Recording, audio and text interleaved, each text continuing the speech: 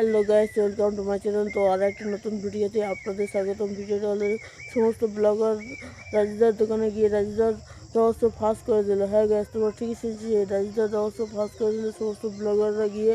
তো কী এমন রহস্য না রহস্য সমস্ত কিছু এই ভিডিওতে বলবো, তো ভিডিওটা শেষ পর্যন্ত দেখতে থাকো।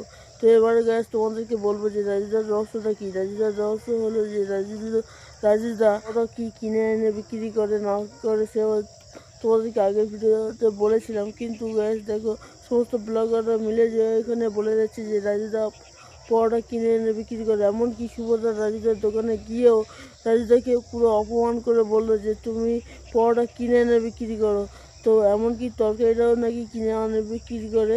তো তরকারিতে সুভদ্রা বললো যে তরকারিতে নাকি সবজি থাকে, তো কোনো সবজি নেই, শুধু সয়াবিন আর আলু ছাড়া অন্য কোনো সবজি নেই।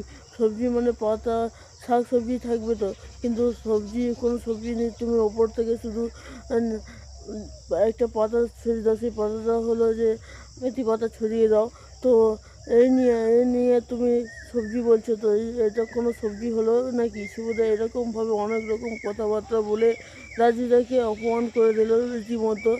তো তোমার কী বলবো তোমাদেরকে, এতভাবে অপমান করে দিল, এত পুরোপুরি রহস্য ফাঁস করে দিল।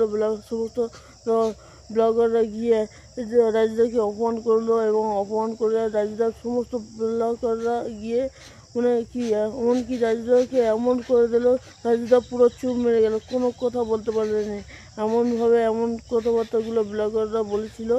তো এই ছিল আজকে ভিডিও। তো ভিডিওটা ভালো লাগে লাইক এবং শেয়ার করবো, আর অবশ্যই চ্যানেলটা সাবস্ক্রাইব করে পাশে থাকা বেল আইকনটা প্রেস করবে, যাতে করে এরকম নতুন নতুন ভিডিও আপনাদের সামনে নিয়ে আসতে পারি। তো আগের ভিডিওতে দুটি ভাই কমেন্ট করেছে, তো দুটি ভাইকে অসংখ্য ধন্যবাদ।